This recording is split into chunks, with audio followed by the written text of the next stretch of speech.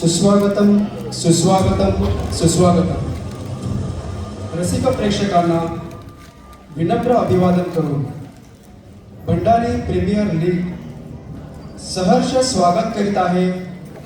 एकांकिका स्थळ काळ वेळ. लेखक दिनार केळुसकर. दिग्दर्शन पल्लवी देवेन पाटील. प्रकाश योजना कैलास पुरुषोत्तम ठाकूर. पार्श्वसंगीत ओंकार विटकरे. कलाकार भावना हर्षकुमार चौधरी, पल्लवी सचिन चौधरी, प्रिया अमित पाटील, तृप्ती समीर पाटील, पल्लवी दिवेन पाटील. तर सहर्ष स्वागत करीत आहोत एकांकिका स्थळ काळ वेळ.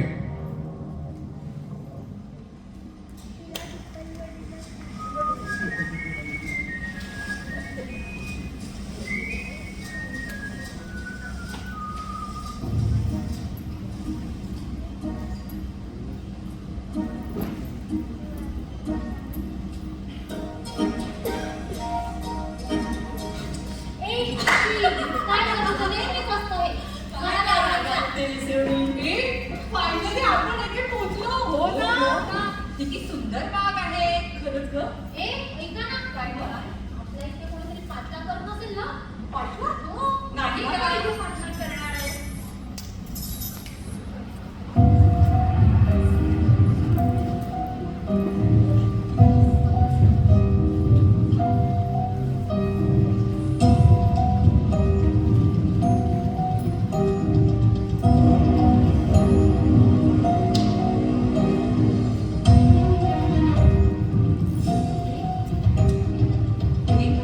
काय झालं?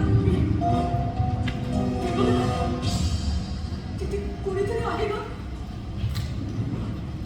हो ना, मला पण इथे खूप माणसं दिसतात ग. हो ना, हो. मला पण दिसतंय. मग काय अगं, ती आपल्याला काही करणार तर नाहीत ना? अगं नाही ग, ती कशाला काय आपल्याला करतील. ती आता माणसं खूप जागृत झालेली आहेत. बघ ना, इथे किती छान आहे सगळं. हो खरंच ग, आपण ना नेहमी या बागेत येतो, पण जेव्हा केव्हा येतो ना तेव्हा ही बाग आपल्याला पूर्वीपेक्षा वेगळीच वाटते नाही. हो तर किती सुंदर स्वर्गासारखं आहे ते सगळं. हो खरंच ग. तेव्हा इथे कमळ आहे पण चिखल नाही, वायू आहे पण प्रदूषण नाही, दूध आहे पण गोबर नाही. मोठेपणा आहे पण तुच्छता नाही, प्रेम आहे पण तिरस्कार नाही, मित्र आहेत पण शत्रू नाही, बुद्ध आहे पण युद्ध नाही, पुण्य आहे पण पाप नाही. आपण आहोत पण उंदीर नाही. उंदीर नाही. उंदीर नाही. तुझं काय मत उंदराचं? आणि उंदीर किती दूर काढलं तू? उंदराशिवाय दुसरा काय विषय नाही तुमच्याकडे, तेच सांग. आपण कुत्र्याविषयी बोलू शकतो. कुत्र्याचे दोन प्रकार, एक देशी कुत्रा, एक विदेशी कुत्रा. देशी कुत्र्याची शेपूट वाकडी असते, विदेशी कुत्र्याची शेपूट चुपकेदार असते. काय चाललंय तुमचं? एक तर आपल्याकडे वेळ खूप कमी आहे. मला तर काहीतरी करूया.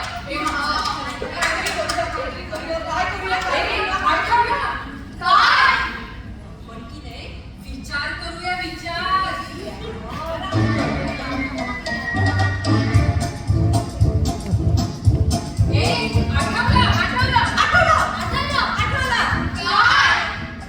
काय हेच विसरले.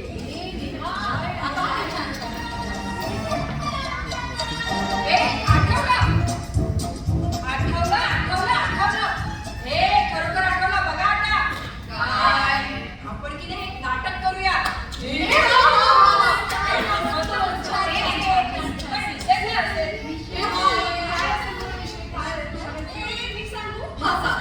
विषय असेल प्रेम. बरसणाऱ्या श्रावण सरींचे नितांत सुंदर गीत म्हणजे प्रेम. आणि त्या श्रावण सरींचं मातीशी मिलन झाल्यावर दरवळणारा एक हल्लादायक सुगंध म्हणजे प्रेमच ना. अगदी बरोबर. प्रेम युगानुयुगात चालत आलेले प्रेम. हे हो, मला कळलं. मी सांगू. युगायुगातलं प्रेम दाखवायचं असेल तर निवेदा हा आलाच. तर मैं काल हूं. तू काल आहेस? मग कालच यायचं ना, आज कशाला आला?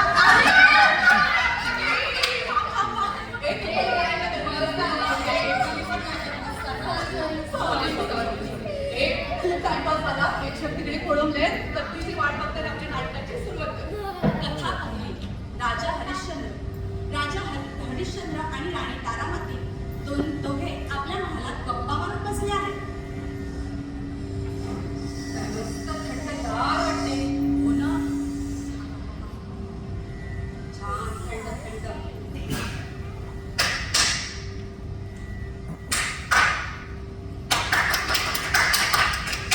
टाळ्या वाजून वाजून हात दुखले माझे, पण यांना काही ऐकू जात नाही.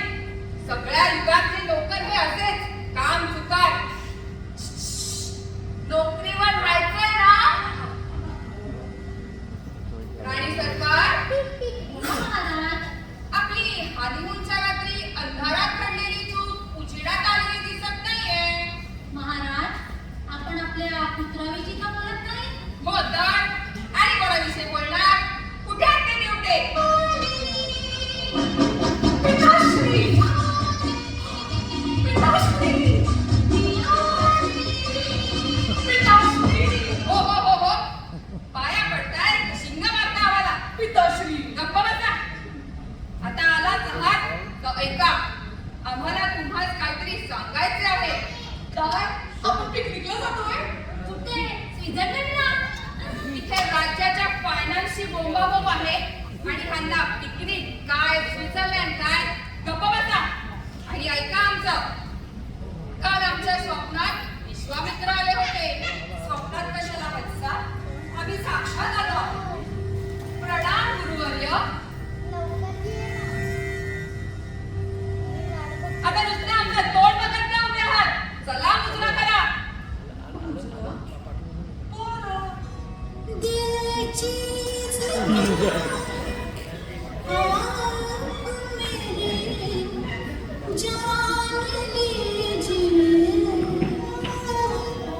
बस एक बार मेरा कहा, बस एक बार मेरा कहा मान लीजिए, बस एक बार मेरा कहा मान लीजिए, दिल चीज क्या है आप मेरी जान लीजिए.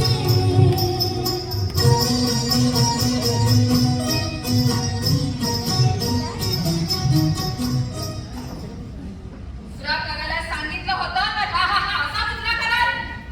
प्रणाम म्हणायचे होते आम्हाला. एक शब्द काय चुकला तर हात दिले म्हणा. पण गप्प बसा.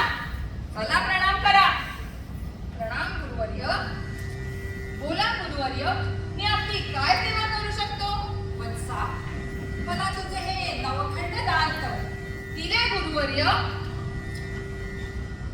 मातोश्री, अहो अख्खा सातबारा ते त्यांच्या नावावर करायला निघाले. काहीतरी करा मातोश्री, काहीतरी करा. अहो, टॅक्की झाला. अहो पिताश्री, तुम्ही काय करत आहात? तुम्ही आपलं अख्खं हे राज्य त्यांना दान देता. अहो, किती एकर आहे ते काही ठाऊक आहे का? आम्हा सारे ठाऊक आहे. शांत राहा. मी राजा हरिश्चंद्र आहे. मी सत्यवचनी आहे, दानशूर आहे. मी दिलेले वचन कधीही मोडत नाही. पिताश्री, ह्याचा अर्थ आता आपण बेघर होणार, निराधार होणार. निदान नगरपालिकेची योजनेचा फॉर्म तरी भरा आमच्यासाठी. आणि हो, माझ्यासाठी निराधार योजनेचा पण फॉर्म भरा. वत्सा, तू मला दान तर दिलेस, पण माझी गुरुदक्षिणा? गुरुदक्षिणा?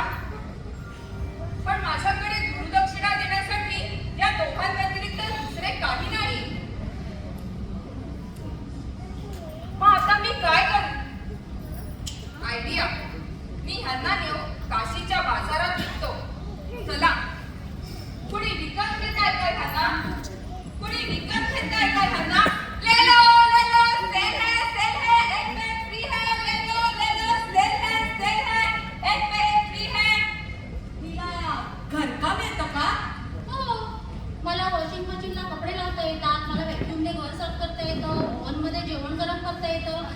मोबाईल पण चार्जिंग करता येतो. वॉशिंग मशीनला कपडे लावणे, ओव्हन मध्ये जेवण गरम करणे, मोबाईल चार्जिंगला लावणे, त्यासाठी कामवाल्या लागतात. हो, बायका आजकाल ह्याच कामासाठी कामवाली ठेवतात. हो का? हो, मला मेनिक्युअर आणि पेडिक्युअर येतं. हा, मग छानच.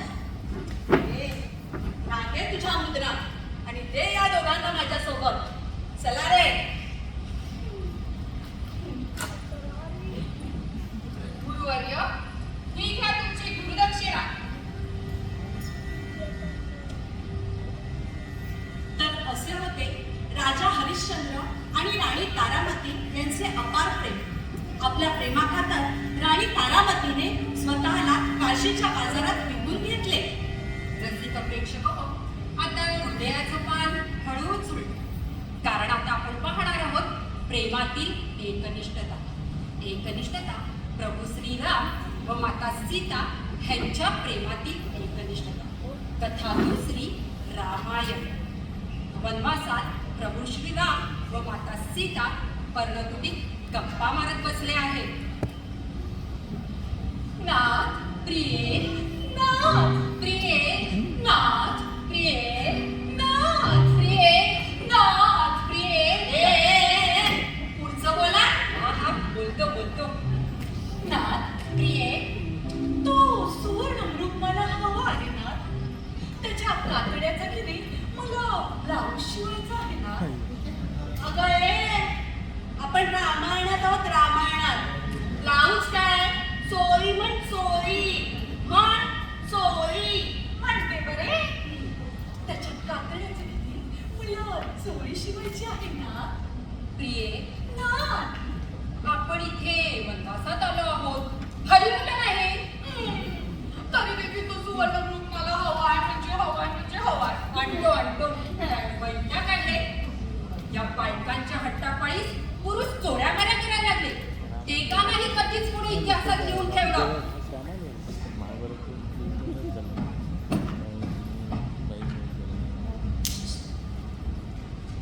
या दंडकारण्यात या बाईला चोरी शिवायला कुठला टेलर मिळणार हाय? मी पण तोच विचार करतो. हाय, कोण शिवून देणार? हाय हाय, ते लाईन मारायचं. मला ना लाईन मारायला खूप आवडते.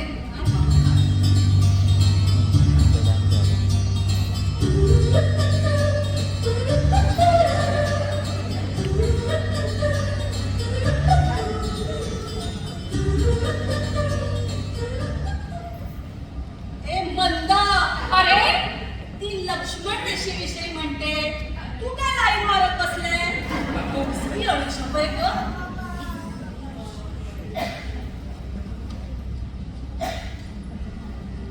आणि अशा प्रकारे माता सीतेला पर्णकुटीत एकटीला पाहून तिथे प्रवेश होतो दुष्ट रावणाचा.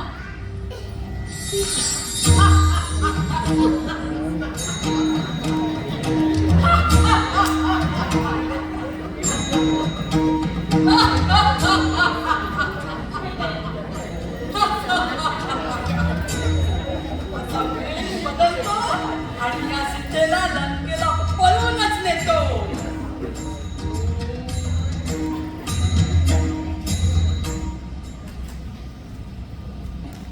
ओम भगवती दीक्षां देहि. ओम भगवती दीक्षां देहि.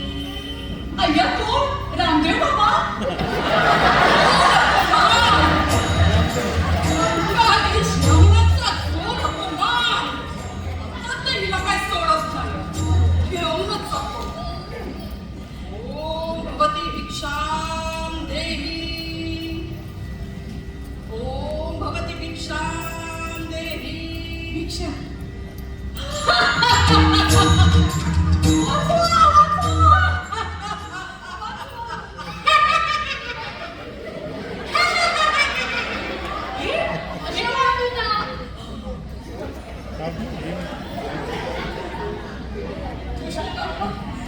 तू मला इथे पळवून तर लागलास, पण माझे पती माझा शोध घेत घेत इथून येतील. ते आलेच. दुष्ट रावणा, तू सीतेला कोण आणलास? मी तिला इथून घेऊन जायला आलो आहे. तुला जर सीता हवी असेल तर तुला माझ्याशी युद्ध करावे लागेल. हो हो तयार आहे मी तयार.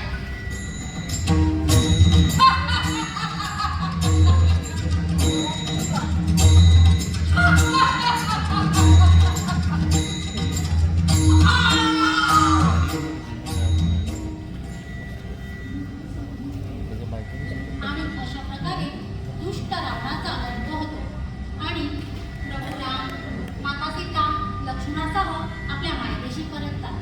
जय श्रीराम. जय श्रीराम. कथा तिसरी. महाभारत.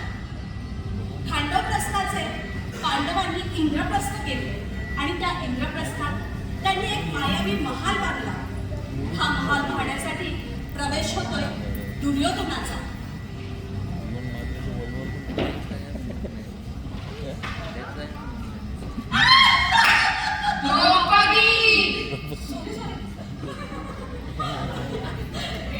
किती काळा पडलाय? रंगावरून काय बोलायचं नाही मग. आधीच त्या रंगावरून इथे कमी वाद आहे. तेच ना, इथे पण सगळ्यांनी आपापले रंग कसे वाटून घेतले. मी काळा, मी गोरा, मी लाल. मी पिवळा, मी हिरवा, मी निळा. तुमचा प्रश्न तर ऐरणीवरच आहे. आपल्या नाटकाला रंगावरून कोणाचे विरोध नको, कोणाचा निषेध नको, कोणाचे मोर्चे नको, कुणाचे वाद नको. म्हणून तर आज आपण शुभ्र सफेद रंगाचे वस्त्र परिधान करून नाटक सादर करीत आहोत. तर मी कुठे होतो?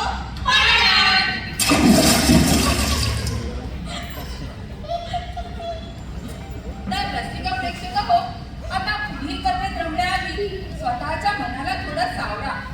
आता आपण पाहणार आहोत युद्ध. हो युद्ध कौरवांचे पांडवांशी.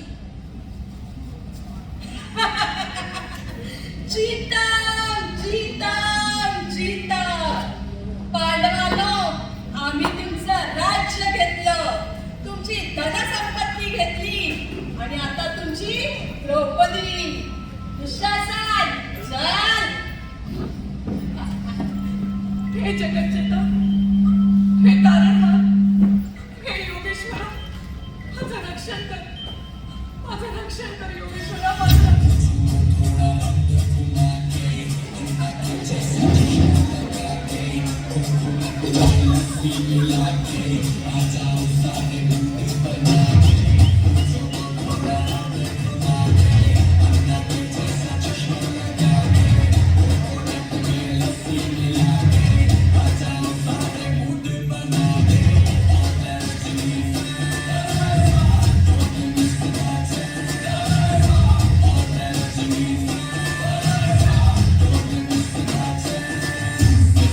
Cheating cheating cheating. ती तर आम्ही नेहमीच करतो. चिट्टी? आता काय केली चिट्टी? दुर्योधना हा आपला कौटुंबिक वाद होता. तेवढ्या करता साऊथ वरून रजनीकांतला बोलवायची काय गरज होती? रजनीकांत?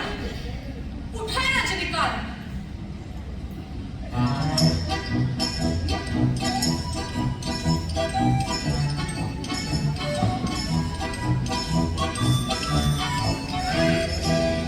अरे, तुझ्यावरून मास्क पडलाय त्यांच्यात. तुझं काय? हं?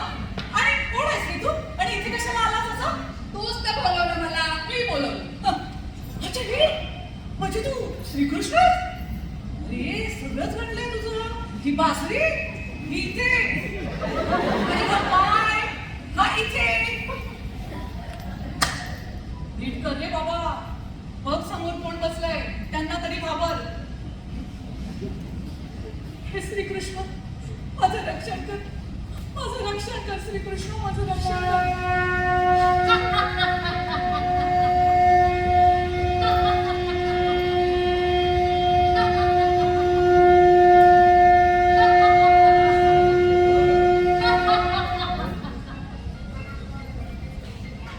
ते रसिक हो, अशी होती द्रौपदीची व्यथा. जिचं तिच्या पाचही पतीवर प्रेम तर होतंच, पण पतीच्या एका निर्णयावरून तिला स्वतःच्या इच्छेविरुद्ध या द्वितक्रियेचा एक भाग व्हावं लागलं. आणि अशा वेळी तिच्यावर आलेल्या या संकटामध्ये साक्षात प्रभू श्रीकृष्णाने तिचे रक्षण केले. जय श्रीकृष्ण. जय श्रीकृष्ण. आता श्रीकृष्णाचा विषय निघालाच आहे, तर आपण जाऊया श्रीकृष्णाच्या मंदिरात, जिथे मीरा श्रीकृष्णाच्या मुक्तीत तल्लीन होऊन भजन गात आहे. ऐसी लागी लगन मीरा हो गई मगन, ऐसी लागी लगन मीरा हो गई मगन. ओ तो गाई गाई हारे गुण गाने, ऐसी लागे लगन मेरा हो गई मगन, ऐसी लागे लगन मेरा हो गई मगन. पुत्री मीरे, तू इथं काय करतेस मंदिरात? तुझ्या समोर मी त्या भोजराजाच्या विवाहाचा प्रस्ताव ठेवला होता. त्याबद्दल तू काय विचार केला आहेस पुत्री? तू त्या भोजराजाशी विवाह करणार आहेस की नाही? नाही बाबू, मी फक्त नंदलालाचीच आहे. कोण नंदलाला? आपला दूधवाला भैया? नंदलाला म्हणजे नंदकिशोर, माखनचोर, मोगिरधारी, कृष्ण कन्हैया, मनमोहना, मोहन बापू मोहन. मोहन म्हणजे तो पांगाकेवरचा पानपट्टीवाला? नाही बापू, मोहन म्हणजे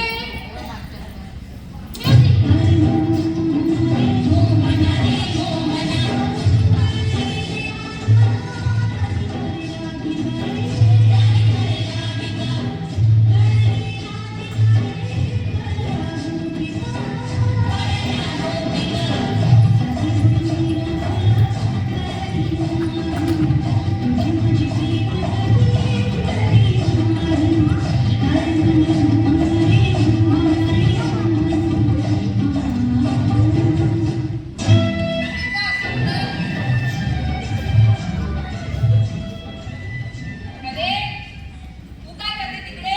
ती माझी जागा आहे. अरे हो, इथे बापू होते. बापू कुठे गेले? बापू बापू पुत्री मीरे, ह्याचा अर्थ तू या श्रीकृष्णाशी विवाह करायचं पक्क केलंयस तर? होय बापू, मी फक्त श्रीकृष्णाचीच आहे. श्रीकृष्णाचे चरण, श्रीकृष्णाचे चरण, श्रीकृष्णाचे चरण हेच माझे सर्वस्व आहे. यांच्याशिवाय मी दुसरा कुणाचाही विचार करू शकत नाही बापू. पण मीरे, आम्हास हे कदापि मान्य नाही. हा समाज या विवाहास कधीच मान्यता देणार नाही. त्यामुळे तुला हे विष प्राशन करावं लागेल. हे घे विष. अरे ते विष आहे, विष. कंडिशन क्रिटिकल झाली ना तर सरकारी दवाखान्यात पण घेणार नाही. आणि मुंबईला जाताना आता ॲम्ब्युलन्समध्येच कसं जाशील? तरी देखील श्रीकृष्णाच्या प्रेमासाठी मी हे विष प्राशन करीत आहे. तर मग ठीक आहे. Wish you all the best.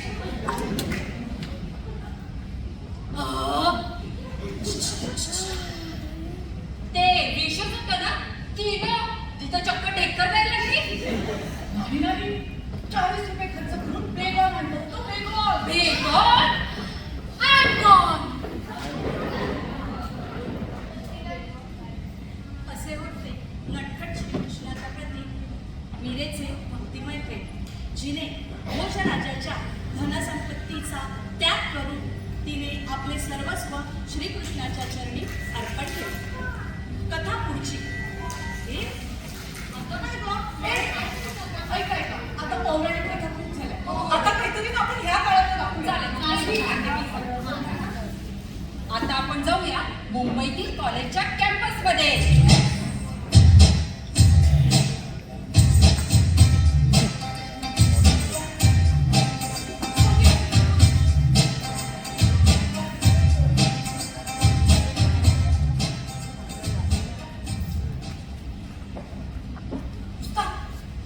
एकदम. रोखूच. ए ए, रुक. आपला उस्ताद आहे ना त्याला तुझ्याशी खाजगी काहीतरी प्रायव्हेट बोलायचं. काय बोलायचंय? त्याला ना तुला प्रपोज मारायचंय. हे या गोष्टीमध्ये मला अजिबात इंटरेस्ट नाही.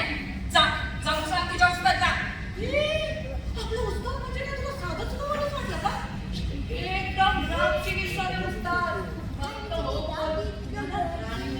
ए तुला तिने सांगितलं ना, कळत नाही काय काय सांगितलेलं? चल निघ इकडं. उस्ताद चहापेक्षा किटलीच घ्यायला पाहिजे उस्ताद. काहीतरी करा.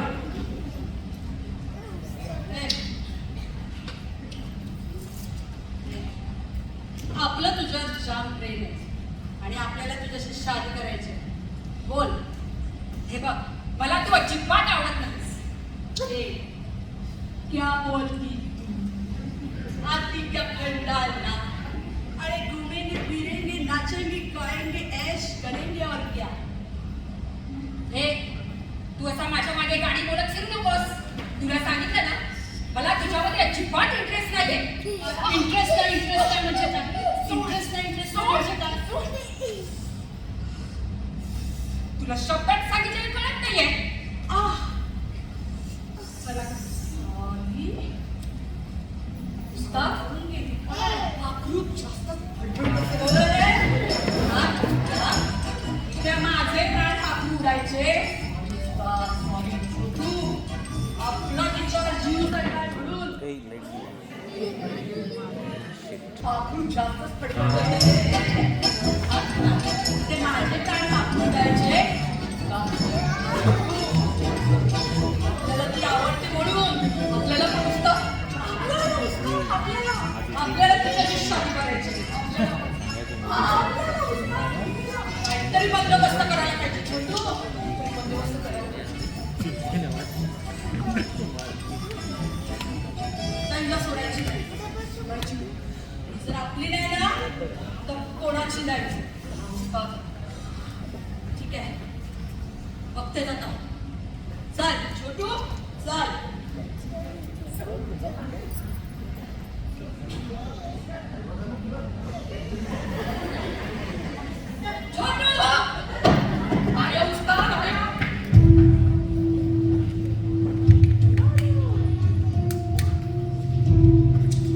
बोल. तू माझ्याशी लग्न करणार आहेस की नाही? नाही नाही नाही नाही म्हणजे नाही. बघ याचे परिणाम वाईट होतील. मी नाही परिणामांना घाबरत. मला मजबूर करू नकोस. तू जर माझी झाली नाही ना तर आपण तुला कोणाची जाऊ देणार नाही. मी तुझी कधीच होणार नाही. काय? बोल. शेवटचं विचारतो. नाही तू माझी होणार आहेस की नाही? नाही मी तुझी कधीच होणार नाही. नाही? बोल. बोल. तू माझ्याशी लग्न करणार आहेस की नाही? बोल. बघ तू माझी झाली नाही ना तर मी तुला कोणाची होऊ देणार नाही. मला मजबूर करू नकोस. मी कधीच होणार नाही. नाही? माझी नाही तर कोणाची नाही? कोणाची नाही? कोणाची नाही? कोणाची नाही? कोणाची नाही? कोणाचीच नाही. कोणाची नाही? कोणाची नाही? सखी हा हे तू काय केलंस? जे आपल्या सगळ्यांसोबत झालं होतं तेच तू पुन्हा केलंस का? कशासाठी?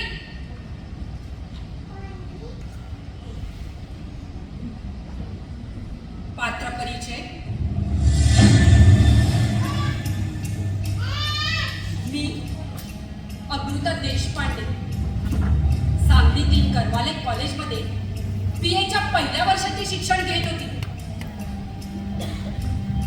दिनांक 2 सप्टेंबर 1948 रोजी सांगलीतील शास्त्री चौकात संध्याकाळी 7च्या सुमारास बबन राजपूत नामक एक माथे फेरुनी माझ्यावर चाकूचे चपाचप 22 वार दिले. जसे या नाटकात दाखवले ना त्याहीपेक्षा विदारक परिस्थिती होती हो माझी. ना कोणी माझ्या मदतीला धावून आले ना कोणी त्या निर्दयी माणसाच्या हातातील चाकू काढून घेतला. रक्ताच्या थारोळ्यात मी माझ्या आयुष्यातील शेवटचे क्षण मोजत होती. बराच वेळाने तर हॉस्पिटलात नेता नेता का? कशासाठी? मीच का? या विचारातच जीवाची प्राणज्योत मावळली. शेवटी खांदे बदलत बदलत लोकांनी माझं प्रेम स्मशानी नेलं. अहो जळता जळताही आठवलं की माझं जगणंच राहून गेलं, की माझं जगणंच राहून गेलं.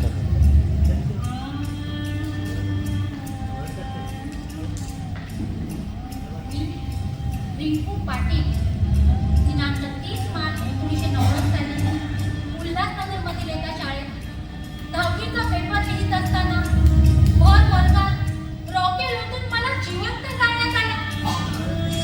मलाही जगायचं होतं, शिकून सवरून मोठं व्हायचं होतं, चांगली नोकरी करून आपल्या कुटुंबाचा आधार बनायचं होतं.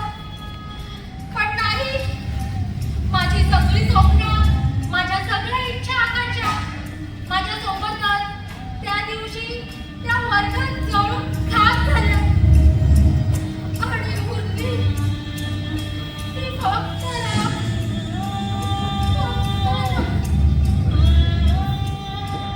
दोन आरोपी पकडले गेले, पण तिसऱ्याचं काय? काही नाही, काही नाही आणि काहीच नाही.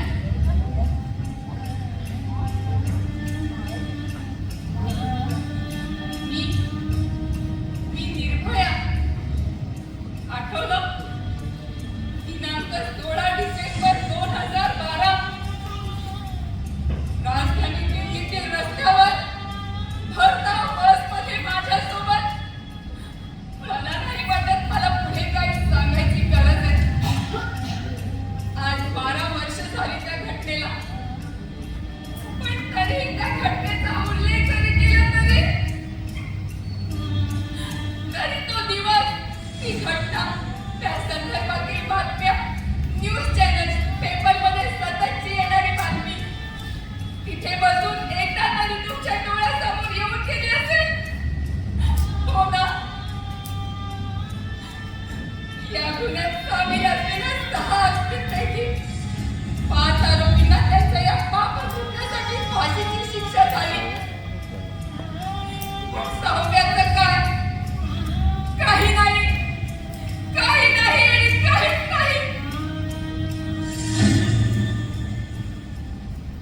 मी प्रीती राठी 2 मे 2013 रोजी मुंबईतील बँड्रा स्टेशनवर सकाळी 8:30च्या सुमारास माझ्यावर ऍसिड फेकून मला जिवंतपणी मरणी आज्ञा ठोकून दिली.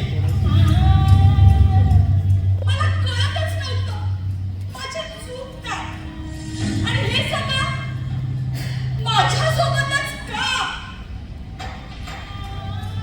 काही समजेस तोवर मी हॉस्पिटलमधील बेडवर मृत्यूशी झुंज देत होते. ऍसिड हल्ल्यात माझा डावा डोळा, चेहरा, माझा घसा, सारे अवयव निकामी झाले होते. तब्बल 30 दिवस मी मृत्यूशी झुंज देत होते. अखेर मृत्यूशी हरले. 1 जून 2013 रोजी शेवटचा श्वास घेऊन मी या जगाचा निरोप घेतला. थकलेलं शरीर कुणाच्या तरी मांडीवर टेकवायचे होते. मायेच्या खुशीत हंबरडा फोडून रडायचे होते, रडायचे होते.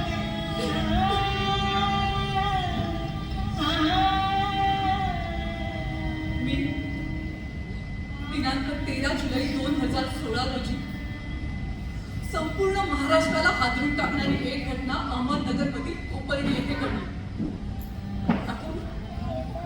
होय, मी तीच श्रद्धा जिच्यावर 3 नराधमाने अमानुषपणे अत्याचार करून नंतर तिची निर्घृणपणे हत्या केली.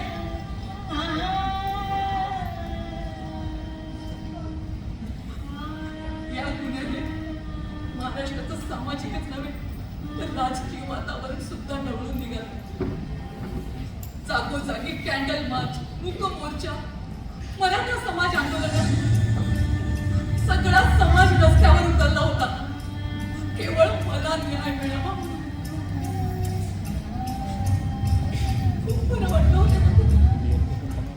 खूप बरं वाटलं. पण राहून ना एक खंत मनात राहिली.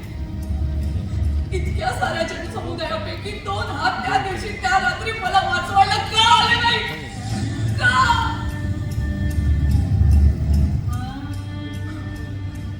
या गुन्ह्यात सामील असलेल्या 3 आरोपीपैकी एका आरोपीने दिनांक 10 सप्टेंबर 2023 रोजी एरवडा जेलमध्ये गळफास लावून आत्महत्या केली. त्याच्या बापाची शिक्षा त्याला मिळाली. पण दुसऱ्या दोघांचं काय? काही नाही, काही नाही आणि काहीच नाही. ते आरोपी आजही जिवंत आहेत. 8 वर्ष झाली या घटनेला. ते आरोपी आजही जिवंत आहेत.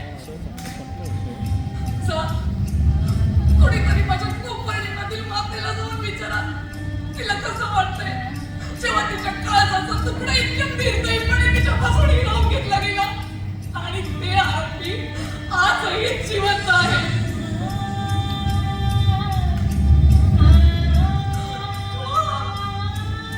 कशासाठी? कशासाठी? कारण युगानुयुगे हेच चालत आहे. राणी तारामतीला काशीच्या बाजारात विकून घेण्यापासून नाही थांबवता आलं. सीतेला पळून नावलवण्या रावणाला तिला नाही चेचता आलं. मीरेला बळजबरीने विषाचा प्याला पाजू पाहणाऱ्या त्या समाजाला तो विषाचा प्याला परत नाही करता आला का? द्रौपदीच्या रक्षणासाठी श्रीकृष्ण धावून तर आले. पण त्यांनी द्रौपदीला साडी देण्याऐवजी तिच्या साडीला हात लावणाऱ्या त्या दुःशासनाचे हात का छाटले नाहीत? का? का? का? हा प्रत्येक प्रश्न आहे. युगानुयुगे चालत आले. त्याचं उत्तर आजही तुमच्या जवळ नाही. कारण मुखातून श्रीराम बोलणाऱ्या त्या पुरुषी देहातून रावण कधी जागा होईल ह्याची खात्री कुणालाच नाही. आहे तुम्हाला? सांगू शकता? सांगू शकतो तुम्ही तुमच्या लेकी बाळींना जा या जगात मुक्तपणे वावर. कधीच कुठला रावण तुझ्यावर वाकडी नजर ठेवणार नाही की कुठला दुःशासन तुझ्या पदराला हात लावणार नाही. सांगू शकता? नाही. नाही. रामाने ना फक्त रावणाचा वध केला. पण त्या रावणाची विकृती आजही समाजामध्ये जिवंत आहे. ती रावणाची विकृती आजही आपल्या समाजात आजूबाजूला आहे. आणि ती रावण रूपी विकृती बळी घेते या आमच्या सारख्या कित्येक निष्पाप मुलींचा.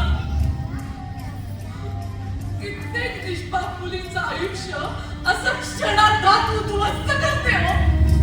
क्षणार्धात उद्ध्वस्त करते.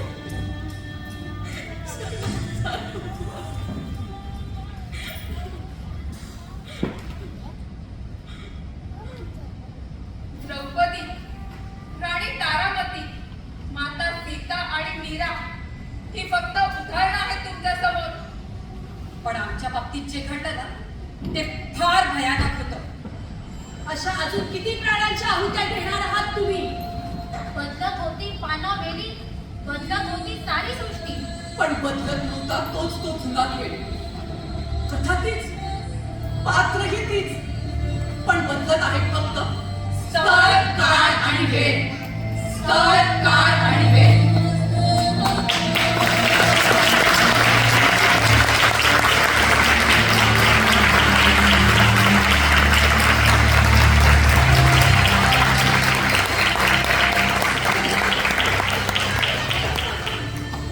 जग हे असंच असतं. इथे कोणीच कुणाचं नसतं. कपडे घातले म्हणून काय झालं? माणूसही शेवटी प्राणीच असतो. स्त्रीमुक्ती शब्दाचा फक्त भाषणापुरता वापर. पण महाभारत घडले कुठल्या द्रौपदीवर खापर. रक्ताच्या त्या खारोऱ्यात एक स्त्रीत्व झालं ठार. मूकपणे गुन्हा पाहणाऱ्याला तुम्हीच खरे गुन्हेगार. हो हो, तुम्हीच खरे गुन्हेगार.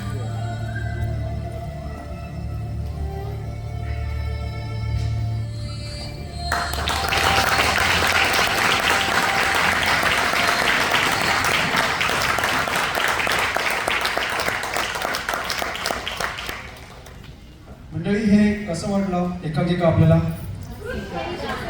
खूप छान. म्हणजे मला फक्त एवढंच सांगायचं आहे की ही मला तरी बघताना प्रोफेशनल वाटली आणि महत्त्वाचा भाग म्हणजे गेले 1.5 महिना या 5 जणी दररोज इथे येऊन कधी कधी इथे जागा उपलब्ध नसेल तर गिरिजला तलावाच्या इकडे त्यांच्या स्कूलमध्ये तालमी करत आहेत आणि त्यांनी खूप मेहनत घेतलेली आहे आणि या मेहनतीमुळेच त्यांनी हा आज इकडे चांगला परफॉर्मन्स दिलेला आहे आणि ही मेहनत त्यांची फक्त या आपल्या समाज